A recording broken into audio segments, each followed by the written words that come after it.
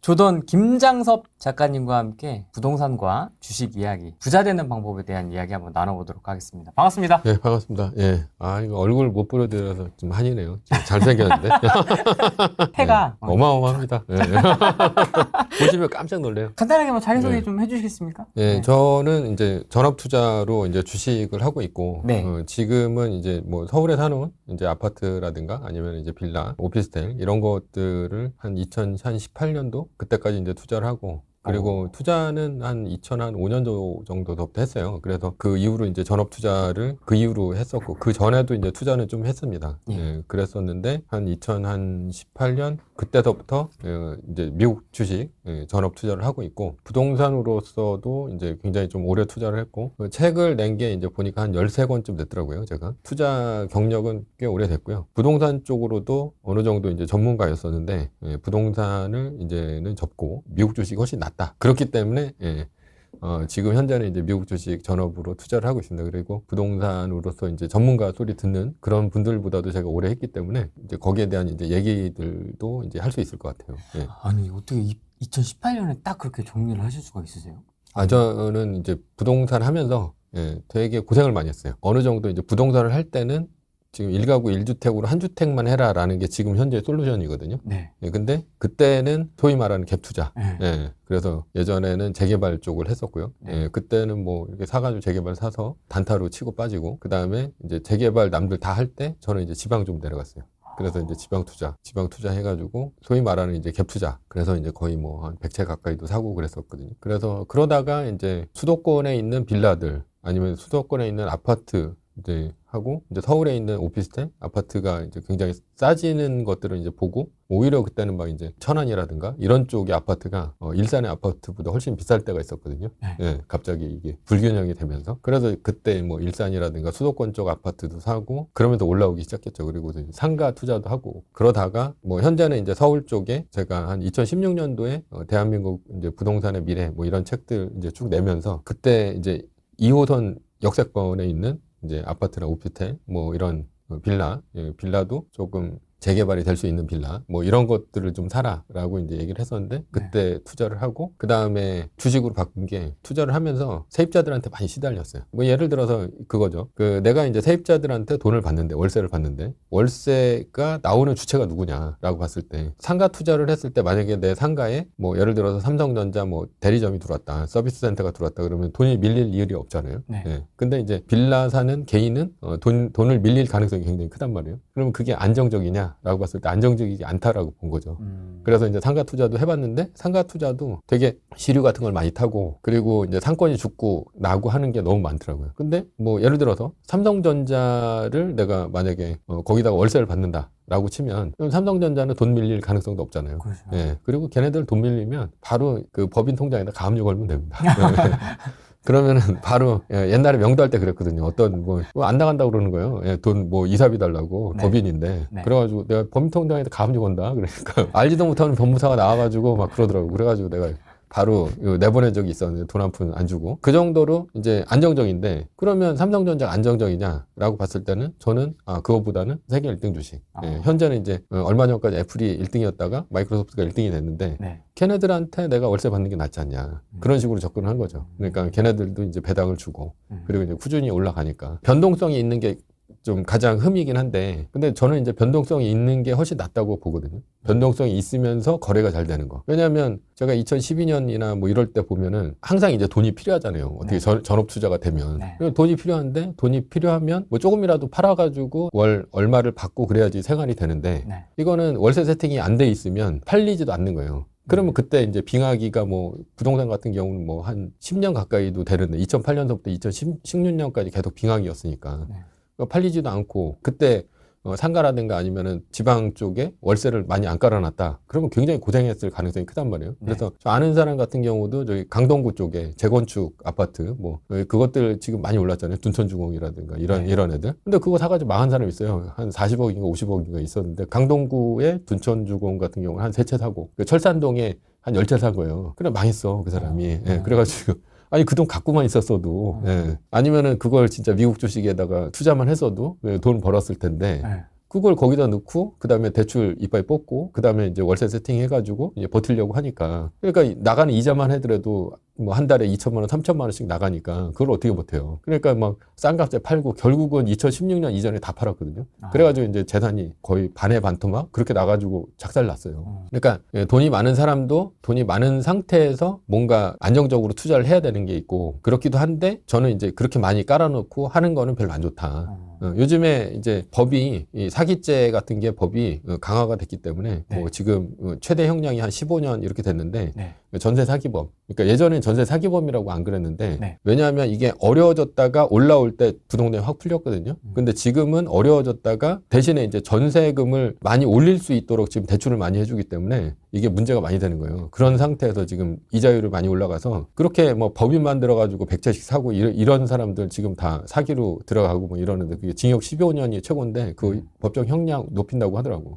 그러면 앞으로 이제 그렇게 될 가능성이 크다 이거예요. 예, 그러니까 저는 그게 어떻게 보면 안정적이지 않다. 그러니까 떨어질 때 팔아가지고 주식 같은 경우 떨어질 때 팔아가지고 그래서 이제 내가 돈을 마련하면 그거 갖고 생활비 쓰고 그다음에 하면 되는데 네. 그거를 팔리지도 않는 이제 부동산 갖고 있다가 지금 같은 어려운 시기에 오면 오히려 이제 역전세난 나고 그다음에 대출은 원금 상환 들어오고 막 이러면은 한 번에 망하는 거예요. 그래서 안정적인 걸로 따지면 부동산보다는 이 주식이 난 거고 그리고 그런 변동성이 있을 때 내가 어떻게 대처하느냐 요게 이제 제일 중요한데 그게 이제 오늘 말할 리밸런시 요런 거고 그것만 잘 아시면 크게 망할 일은 없다. 세입자의 관리도 직접 해보시면서 예. 이제 자연스럽게 이렇게 미국 주식 쪽으로. 그렇죠. 예, 저는 이제 세입자하고 이제 말 섞는 게 싫어요. 예. 약간 비슷한 성이. 말을 섞으면 그러니까 뭘 일단은 전화가 온다라는 것 자체가 스트레스. 그렇죠. 그러니까 스트레스를 받는 게 왜 스트레스를 받냐면 안 좋은 부동산 물건을 샀으니까 이제 전화가 오는 거거든요. 그러니까 아주 좋은데 부동산을 샀으면 세입자가 전화가 안 와요. 네. 왜냐하면 전세금이 계속 올라가거든. 네. 전화하면 빨리 방 빼라고 내가 네. 전세금 올 거라고 이렇게 얘기를 하니까 걔네들도 전화를 할 수가 없어. 근데 이제 지방에 어떻게 보면 약간 쓰레기 같은 네. 아파트나 빌라 같은 걸 샀다. 네. 수시로 전화와요. 아니면 내 옆에 신축 빌라로 갈 거야? 간다고 얘기를 하면은 그냥 끝나는 거니까. 네. 그러니까 막 뭐 도배도 해주고 뭐 장판도 해주고 뭐 보면 중국 사람도 놓고 막 그랬었거든요. 조선족도 놓고. 개고생했습니다. 그러니까 저는 이제 거기서 고생을 많이 했기 때문에 그 부동산을 할 때 저는 이제 좀 앞으로는 좀 트렌드가 바뀌었다. 그 트렌드에 맞게 이제 투자를 하시는 게 낫다. 그렇게 보고 그리고 진짜 깔끔하게 투자를 하실 거면 미국 주식이 낫고 나중에 은퇴 이후로 생각하신다 하더라도 그게 더 낫다. 이렇게 보입니다. 뭐 여전히 분위기 이런 상황이고 거래량은 올라왔다고는 하나 뭐 여전히 지금 안 좋은 상황인데 요즘 서울 집값 분위기 좀 어떻게 보십니까? 아직은 어렵죠. 그리고 원래 총선 이후로 뭔가 좀 터질 것 같았는데 네. 그 정부에서 좀 막는 것 같고 네.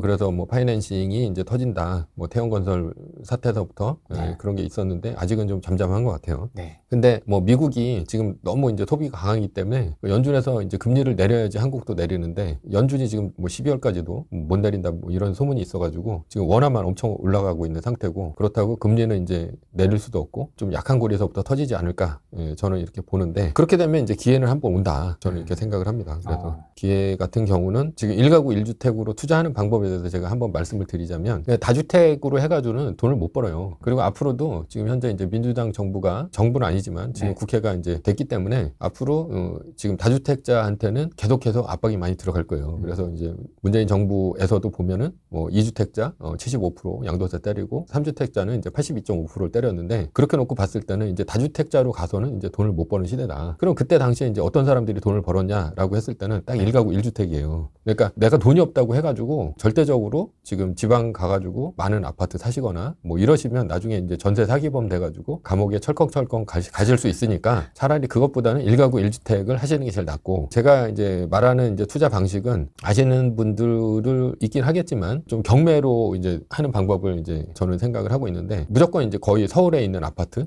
아니면 이제 강남이면 더 좋고 뭐 예를 들어서 한 20억인데 10억까지 떨어졌다고 칩시다. 그리고선 여기는 20억인데 10억까지 떨어졌는데 전세금 같은 경우는 한 15억인데 한 8억이나 7억까지 떨어지는 거예요. 앞으로 그렇게 될 가능성도 있고 아니면은 그런 기회가 온다라고 했을 때 그런 식의 약간 모델을 놓고 이제 생각을 해보자 이거죠. 그러면 이제 기존에 20억에 샀던 사람은 전세금을 태워줘야 될 테고 그래서 그 사람은 역전세난이 나면서 내가 일시적으로 돈이 막히면 그 사람 망할 가능성이 큽니다. 근데 이제 현재는 대출이 어느 정도 막혀 있기 때문에 네. 현재는 힘들어요. 예. 근데 뭐 보면은 이제 거래량이 많이 늘어나는 시기를 봐라, 뭐를 봐라 그러는데, 그렇게 되면은 뭐 그걸 보고 뭐 나는 나중에 들어간다 이렇게 본다기보다는 저는 무조건 경매로 90% 대출이 나오는 시점을 봐라라고 이제 말하고 싶어요. 경매로 90%까지 나오는 시점이 언젠가는 된다. 근데 시중은행은 한 70%, 60%이 정도까지밖에 안 나올 수 있어요. 근데 경매 같은 경우는 감정가 자체가 20억인데 한 15억까지 떨어졌다. 이렇게 한다 하더라도 현재 매매 가격은 10억이다라고 한다면 얘네들은 한 두 번 정도 떨어졌어도 한 10억 정도 이제 현재 시대대로 받는 거예요. 경매는 무조건 시대대로 받는 거지 싸게 받는 게 아닙니다. 그 시대 알아보시고 시대대로 받으시고 대신에 전세금 같은 경우는 한 7억 뭐 이 정도까지 떨어졌을 테니까 전세를 놓으면 이제 들어가는 돈이 많단 말이에요. 그러니까 내가 이제 돈 없는 선민인데 내가 3억이 어디 있습니까? 돈이 없죠. 그러니까 전세는 놓지는 못하고 90%까지 대출이 나오는 경우가 있어요. 왜냐하면 한 15억인데 80%까지 떨어져가지고 10억이 됐다. 그러면 경락자금 대출 같은 경우는 감정가의 뭐 80%이 정도까지는 해줘요. 아니면 뭐 시세의 몇 프로 이런 식으로. 그게 또 이제 허용되는